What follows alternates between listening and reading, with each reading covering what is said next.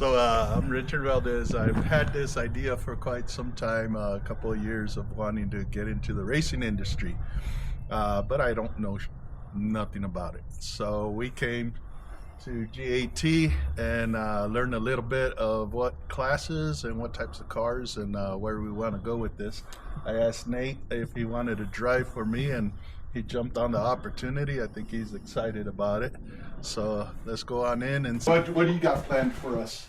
As far as just, I don't know, you guys wanted to talk about some different divisions? Yeah, basically I want to know how the classes work, what type of cars it takes to be all the way from the bottom class to probably a little more than the mediocre class. Not top of the line, not up here super late not model, where you're at. that kind of thing. That's big money right there. Right. You know, we just want to have fun. So what I'm doing is, from my shop, with the money I was going to spend on advertising this year, I think I'm just going to invest it in that, and then the car would be my advertising. Get a different type of clientele. Oh, absolutely. It'd be quite different. Yeah. So you're familiar with some of them. You painted a couple trucks. Mm-hmm. So you're familiar with that, and I don't know if that's like above where you want to be, but it's not a super high dollar division. Mm-hmm. It's kind of probably middle of the road for out there. What class do you call that? It's Thunder Trucks. It's called the Thunder Trucks. Tucson Thunder Trucks, I believe. Okay. Which ones do they race the most here in Tucson? What classes? Oh, they're probably all equal.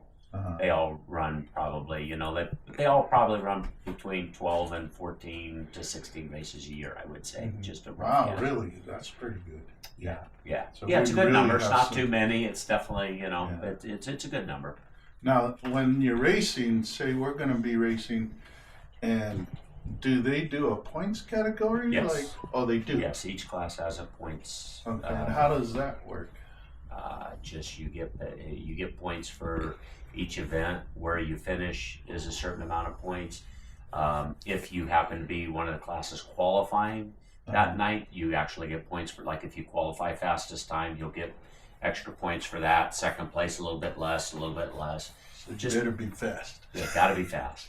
As far as starting to race, becoming a race, what does it entail as far as any kind of qualifications or certifications or anything like that? None. As long as you have a Class D driver's license, you can start I'm racing. not sure you need one of those. I don't know. I honestly don't know. Yeah. Well, I don't remember NASCAR out here. It's NASCAR sanctioned. I don't remember their deal. I think it's 16. I do believe it's 16. There are places where it's, my Lord, they have a division where they start kids in full-size stock cars like what I used to race at 10 years old. Oh, really? Now they have a lot less motor in them, less tire and everything, but they're starting kids young, so there's really no. So basically that's it. You got to buy a license. You got to buy a NASCAR license, sanctioning body license. The car does have to pass tech though, right? Has to pass tech. You got to build it to the rule book. So you'll show us a little bit of that out there. Of what they need to pass tech and stuff like that? Yeah. Okay. Awesome. We talk a little bit about that. I've got, what do I have out there right now? I have a super late model and I've got one asphalt car and one dirt car in there right now. The truck, I had a truck in there, but it left last night. Have you ever raced dirt? Oh yeah. Is it fun? Oh, absolutely. See, those are things we're gonna have to think of. Do we want to go dirt, or can we use one car for both? Just change out the they run different. If you got the very lowest class, you might be able to go back and forth, but they're pretty substantially different. And you would set them up substantially different to where it would take a lot to go back and forth. A lot of work. And you just have to decide if you're doing it for advertising or you want to do it for local or even a little bit further up the road. Because dirt, you're gonna go 60 miles to race. I'm hoping we at least win one race a year. That's not impossible, right? No, absolutely nothing's impossible. Just got to work hard at it, do the right thing. It's just how ballsy it is. It's balls and it's smarts really too. Up to the car or the driver? Both. 100% both. Okay. Yeah, if you got a great car and a driver that's kind of a moron, on dirt, I'm going to say a driver can carry a car a little bit more if it's not set up right. A driver, dirt has a few more options than pavement to make work, if that makes sense. Like on dirt, you can almost go up and put the car up like the quarter panel and touch the wall, and you really don't do that on pavement very much. You know, it's just not normal. On dirt, typically you can run towards the bottom of the track, get your left front up on the berm, and you can do lots of things to make your car do different stuff. On pavement, if you're not ballpark close in setup, you're probably not going to go good. And that's where you come in. Like, we'll be needing you because he could tell you what the car is doing. Oh, absolutely. I remember seeing you do a lot of shocks. Yeah. So that's the most important, probably, huh? No, that's really the last factor, right? Shocks is a fine tuning tool. You get the rest of the car right, and then you do fine tune with shocks. Okay. Yeah. So if somebody comes and explains what the car is doing, you kind of know what to do to it and stuff? Well, I'll have an idea, or, you know, you got to talk through a lot of stuff. I mean, because it's not one aspect, it's a lot of aspects altogether. Okay. Do you got to wear suits? Yes. Okay, so it's a full fire suit and all that? Yes. Okay. Fire suit, helmet. I'm not sure all the different places and different deals have different regulations. You have to have, like, helmets have to be certain date. You know, they're good for 10 years or 5 years. I think 10 years. Every 10 years, they'll outdate, basically. Fire suits, I don't think they really outdate. I don't think hardly anything else outdates, honestly, other than helmets, seat belts, stuff like that.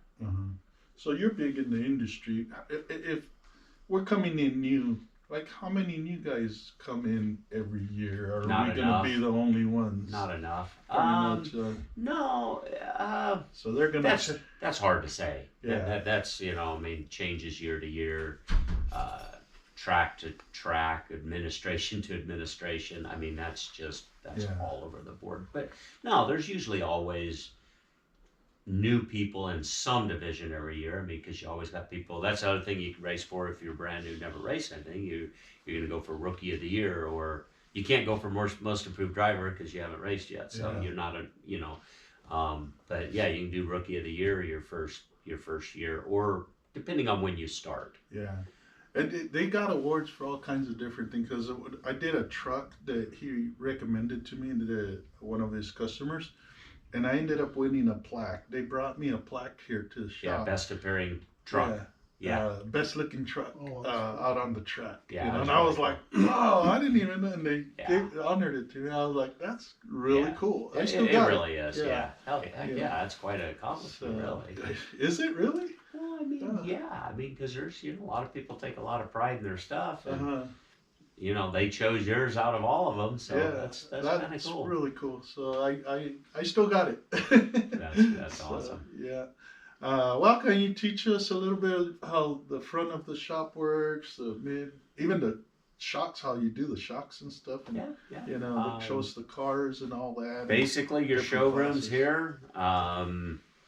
You know, it's where we have, like, most of the parts and stuff like that. We also have parts upstairs. We got $1 million.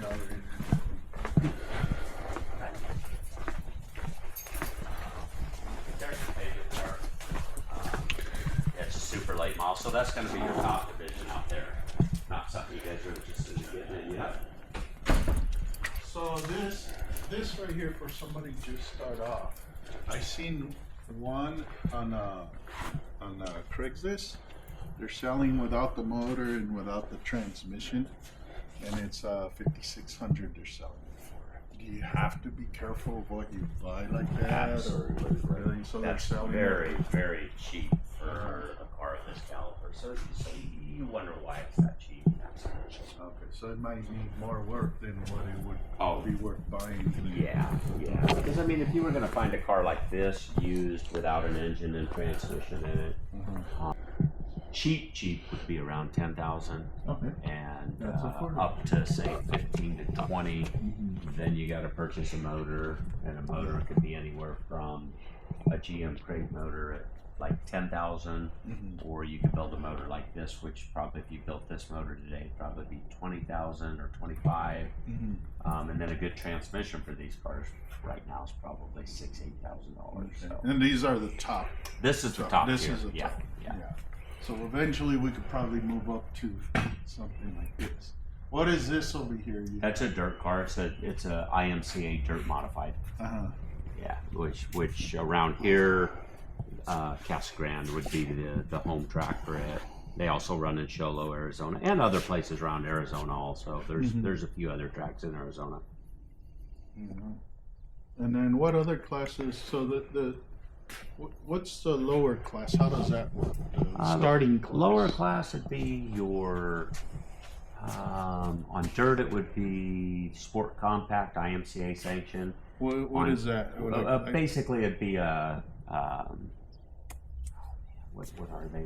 They're like a mini stock. They're like a 4-cylinder car, typically front-wheel drive cars. Matter of fact, it might have to be front-wheel drives. I don't know the rules, but that type of a car.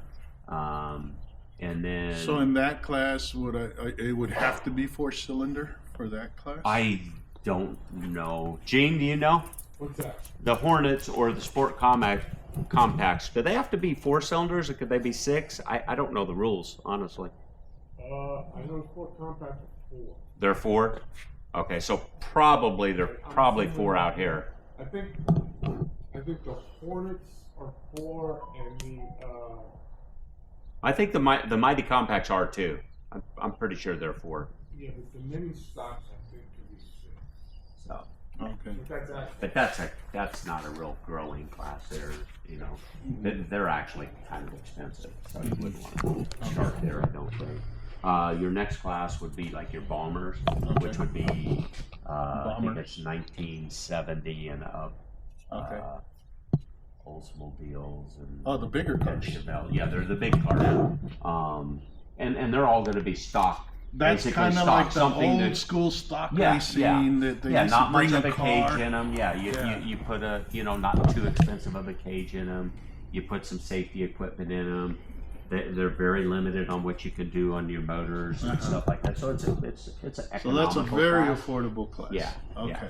So you could get like a 78 Camaro and just. No, you can't do a Camaro. It's got to be the longer wheelbase, not subframe cars. It's got to be full frame cars like your Chevelles, your Monte Carlos, your that type of thing. Okay. Not Nova. I don't think Novas. No Novas. No Novas. No Camaros. Okay. Because they're a short wheelbase, lighter. So yeah, if I go in that class, I'd have to learn what car I could buy Right. to turn into that class, Right. and then what I have to do to modify it Right. for that class. And honestly, I mean, if I'm giving advice, I would say find a car that's already built, go get it, because you're going to, no matter what class it is, if you start from the ground up, do all the gutting and stuff, which is you're fully capable of. Yeah. But then you've got to buy fuel cell, seat. Right. You got to buy all this stuff. By the time you do, you got to have a cage put in it. By the time you do that, you're going to spend more than you have And that's wanted the to spend. bomber class.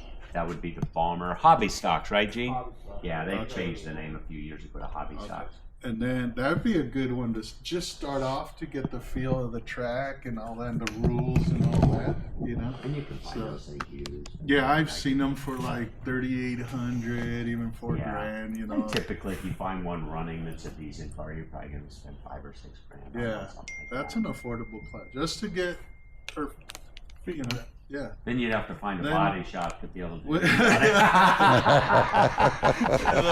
So then, okay, so then from the bombers is what? I would say probably that division would be called the Pro Stocks. Okay, out Pro here on Stock. That's the asphalt. one I think I've always liked, even watching. Yeah, it, because that's going they're to a be your little quick. Camaros. Yeah. Your Camaros, and you actually could build. They don't have to be stock body Camaros. They're allowing them to put noses like this on them now. Okay. So they're kind of a cool looking class. Okay, It's so kind that's of a cool Pro class. Stock. Pretty racy class. You still can find those kind of pre-built and done that somebody's getting out. Again, you wouldn't want to build one from scratch because you're going to Then spend a little lot bit of more. money. Yeah. Okay. So Yeah. I think I'm liking that class, the Pro Stock. Yeah. And then how much do they let you build the motor? And I don't know the exact rules because we're not an We'd engine have to shop, find but out. it's like It's probably like a 358 cubic inch. They probably have a compression rule, like probably 9 to, no, I think they're 10 to 1. I think you can run 10 to 1. But they'll, in the rules, I mean, they'll have it spelled out in the rules, what cam you can run, what crank, they have all that spelled out. Okay, so, and then from the Pro Modified. The modified, yeah, that's the open wheel class.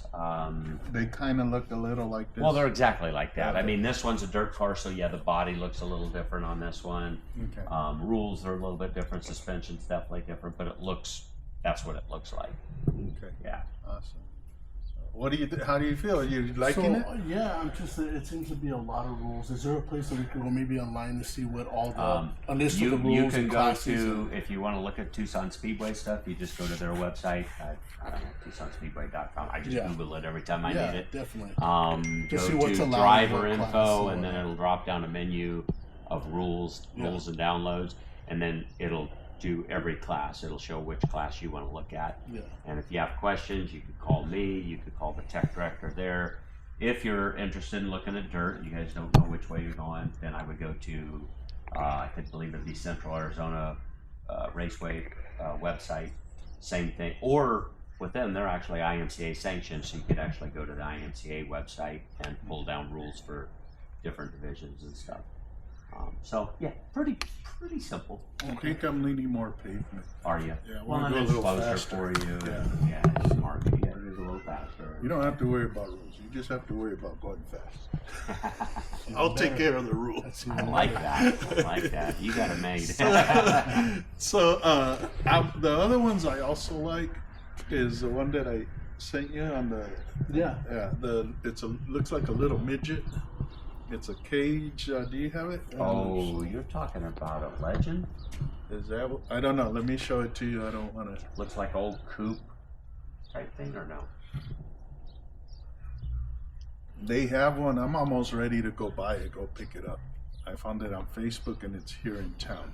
Do you remember No what, motor, no tranny. do you remember what phone you sent it to? I have it on my. No, you didn't send it to me. On this phone. Okay, I have it in my. Let me go. When you say modified, you're meaning pro stocks. Yeah, Pro Stock. Pro Sorry, Stock. Pro Stock.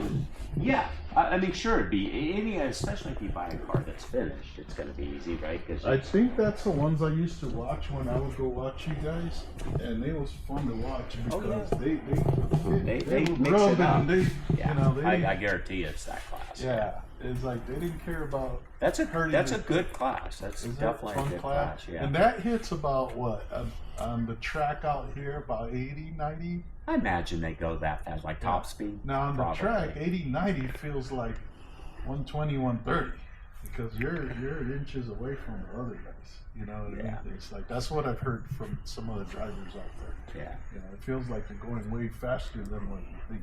You know? So get your. I drive a Harley. I don't think that matters to me. No, he does 90 on the freeway, just like But yeah, pretty cool, man. I'm getting so excited over this. It's like I said, I was almost ready to go get that, but like you said, they don't have no races. Yeah. And you gotta be. I think from what we're being told, you gotta kind of be careful what you buy because wherever you end up racing at, whatever class it is, they're pretty picky on the car you use. 100%. Yeah. So before I buy a car, should I just come and Yeah. get Call some me up, advice send from me you? a link. Yeah, show it to them maybe. Something like that. I can turn you on to some. It just depends what class you're interested in. I mean, Right. So if it's the pro stocks, I'll look that So direction. that's what we're looking at, probably. I right? think a pro stock. Yeah, that's the most affordable. It sounds like just well, to get affordable started. to and a little faster and a little more adjustable than say like your hobby stocks where they don't allow a ton of adjustments in it or stuff like that. Yeah, so that would be a good class for sure. I think that would be. We would have one by midsummer. Make it look nice. Yeah, I know you can do that. Yeah, I think. Yeah, I mean, I start keeping my eye out for you for one of those if you want. Okay. So it gives us 2-3 months. Yeah, time to get ready. Yeah. Yeah. Then we'll be ready with a little practice, and then be ready for the winter racing. Right. And winter racing's fun because the cars run different, huh? They You know, do. Track's wintertime, cooler. yeah. The engines run better. The cars stick a little bit better. Yeah, even on the quarter mile, I remember it would run different. Yeah. I used to watch the lights, and then when the sun would go down, as soon as the bugs would go up to the lights, I would change my time by 1/10 of a second because your car runs a little bit faster in the cold air. Everybody would be breaking out, and I'd be winning the damn race. You know? So, but yeah, that was a lot of fun. You know, little tricks like that. And Oh yeah. Donnie Anderson taught me that. He's like, keep an eye on the bugs. You know? Right. So, A lot of tricks. I mean, that's a full-time job. I mean, in between races, they're hours upon hours of preparation. Mhm. You know, So you don't that have one- to, but that's what Yeah, we do. So that one class that I'm looking at, that'd be a good fun class. Yeah, I don't believe there would be near the preparation. I mean, you still want to go through every week, and you just basically you nut and bolt the car, make sure nothing's loose, falling off. Yeah. Just keep up with your maintenance is really all you got to do. Yeah, it's not like you have to work on them setup wise. Once you come up with a setup that works, you're not going to be Mess with changing it. I don't see the beer holder though. Where's the cup Is there holder? one in there? It's right here. Look, it's like We sell them, buddy. I noticed, that was the first thing I noticed on the car. All right. I think we got what we were looking for, and I think we kind of pinpointed the class that we want. Yeah, he's got an idea of what we're looking at. Yeah. Definitely. Cool. It don't look like it's scaring him at all, so you know. That's just fun, man. Just fun. I don't want to race. I just want to watch and be involved Be part and of work on the car, and yeah. I'll be Oh, you'll proud enjoy of it, being out you know. there. So, but yeah. All right. Well, thank you for your time, sir. Yes, sir. I appreciate it. Yeah, see you. Keep doing Nice to good. meet you, Nick. Very nice to meet you. My That's a good daughter's thing. at that age where I think if we start doing this, she'll look at me and go, "Wow, look at Dad," you know. And then later she'll talk. Who about knows? it She when might she's get into older, it. you know. Heck yeah, dude. She'll want to do it. Yeah. You never How old know. is she? She's 10 now. Dude, you could start them at like, what is it, 4.5 years old at the quarter. In the midget carts, track. In the little, Quarter yeah. You midgets, hear and that, then Layla? I think